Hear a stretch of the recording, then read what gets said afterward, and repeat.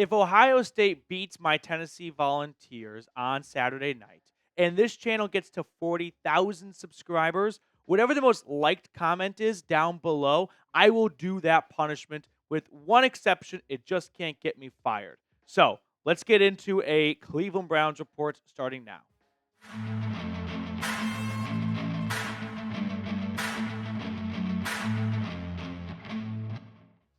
Are the Browns going to pursue Kirk Cousins? We talked about this a little bit earlier on in the week, but now that we are 48 hours removed from his benching and Michael Penix being announced as the starter on Tuesday night for the Falcons, there seems to be a little bit more buzz coming out of Flowery Branch, Georgia, and it doesn't seem good for Kirk Cousins coming back to Atlanta, which doesn't catch me by surprise. It really shouldn't surprise anyone, right? Jeremy Fowler saying it's effectively over.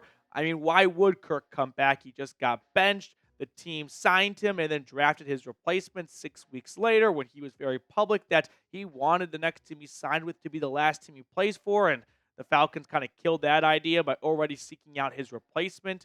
But I'm bringing this up again because I came across this Athletic article from Mike Sando, who wrote, between the Browns and Kirk Cousins, the fit could be ideal. Cousins and Browns coach Kevin Stefanski overlapped on the Vikings in 2018 and 2019 when Cousins was the starting quarterback and Stefanski was quarterback's coach and later offensive coordinator. For me, I can just kind of jump to the punchline and say this. The bottom line when it comes to Cousins maybe coming to Cleveland is, will Kirk Cousins return to his pre-injury level? He ruptures Achilles in October of 2023. He looked really slow and really immobile week 1 this season against the Steelers. Then he got hot, and then he completely fell off a cliff weeks 10 through 15, throwing 1 touchdown, 9 interceptions. And now he leads the NFL with 16 picks altogether. So the question that we have to answer and the Browns have to answer is, are they going to get the pre-injury Kirk Cousins, or is his 36-year-old body just never going to recover from an Achilles tear, which isn't all that surprising. It's a real possibility. But I'll ask you this question right now. If you had to pick a starter for 2025, would you want Kirk Cousins or Deshaun Watson? One guy's coming off an Achilles tear this year. One guy will be a year and change removed from an Achilles tear. Watson being younger, I expect his body to kind of respond to the rehab a little bit better than Kirk Cousins, plus Watson just an overall better athlete than Kirk. But the Browns should do some serious hardcore research in looking at the Falcons and the Jets this year. Two teams that were banking on an old veteran quarterback coming off an Achilles tear, and their seasons have gone, I won't say down the drain for Atlanta just yet, but the Jets absolutely down the drain. So while everyone is understandably so really ready to move on from Deshaun Watson, and the team has not been very public about running it back with Watson, I've preached this a ton on the channel. You're not running it back with Jameis. You just benched him. I don't think DTR is a better option whatsoever. It's not a good quarterback draft class. So unless you find someone in free agency you love, your only option really is one of the guys on the roster, like Deshaun Watson. But when it comes to Kirk Cousins, history may or may not be on his side. So I did some research. I did some digging on situations similar to this. And there's a couple. Vinny Testaverde, all-time, just name a random player. He suffered a torn Achilles in 1999, 35 years old. The next year would be one of several future starting years. He would play until he was 44, by the way. Browns legend. You can look at his numbers. They're not great numbers, 25 interceptions, but he was able to come back from the Achilles tear and play a lot of football still. Dan Marino had a similar situation. He ruptures Achilles in Cleveland, right? This is well before I was even born, but you can look at the numbers he put up the next year. 4,400 yards, 30 touchdowns, 17 picks. He would have back-to-back Pro Bowl seasons after tearing his Achilles. How about Peyton Manning? Not an Achilles tear, but remember, he missed all of 2011 with the neck injury. So I wanted to look at, well, how about 2 years later, since Kirk Cousins would be 2 years removed from his Achilles injury, how did the Sheriff fare? Not an Achilles, but a major injury. Just a casual 5,400 yards and 55 touchdowns. Now, the difference between Kirk Cousins and Marino and Manning is they're Hall of Famers.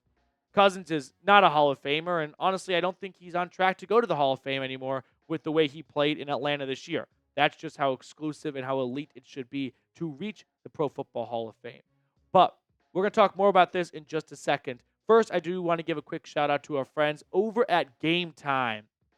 If you want to go to the Tennessee-Ohio State game and watch the game with me, visit Game Time right now and use Game Time Picks, because what it does is it filters out the fluff for you to show you only incredible deals on the best seats available. So one thing I love about Game Time is you can get a panoramic view of your seat before you purchase your ticket. That way you show up and you know exactly what you paid for. If you work hard for your money, then you should know what you're getting with your money. So take the guesswork out of buying tickets with Game Time. Download the Game Time app, create an account, and use code CHATSPORTS for $20 off your first purchase. Terms apply. Again, create an account and redeem code CHAT Sports for $20 off.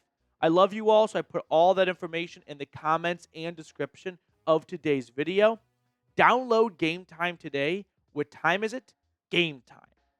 Now, personally, I'm not very optimistic that Kirk Cousins is going to bounce back from this Achilles injury from last year and get back to his, I would say, not like fringe top 10 level quarterback play. Can we all agree that when Kirk was kind of at his best, like 2020 to 2023, he was right between 8 and 12 when you ranked all 32 starting quarterbacks? And if you can get that with $1.5 million vet minimum salary, that's an all-time steal.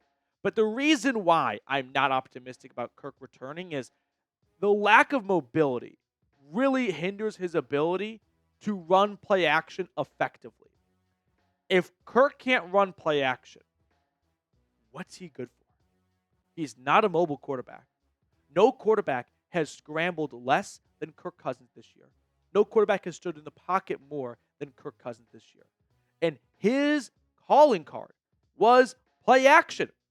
And the Falcons this year, they can't run it with Kirk because no defender respects the possibility of Cousins keeping the football and rolling to the right and uncorking a deep ball.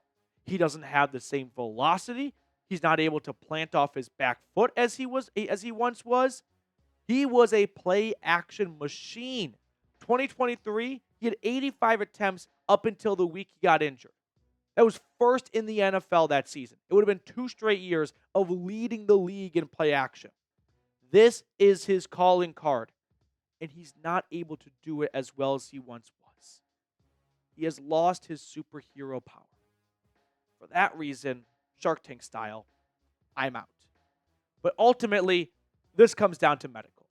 If Kirk Cousins and his team and the team doctors, the Browns, can confidently say, hey, with 18 months of recovery from that Achilles injury, in 2025, Kirk Cousins is going to look like what he did to start 2023 and 2022 and 2021 when he put up really good numbers.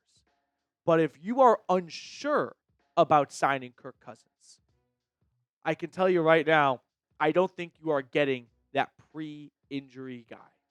The big pro to signing him is when the Falcons inevitably release him, he is going to sign elsewhere on the veteran minimum contract. We saw the exact same thing unfold in March when Russell Wilson signed with the Pittsburgh Steelers. Think about if your salary, just to make math easy, is $30 million and you sign elsewhere for $2 million. Well, the old team has to pay $28 million. The new team just has to pay the veteran minimum. And Kirk Cousins is still getting the same amount of money. He's just going to prefer to get the money from the team that just fired him versus the team that just hired him. So the Browns could get Kirk Cousins, or any team for that matter, for the vet minimum contract. And the Steelers did it with Russell Wilson.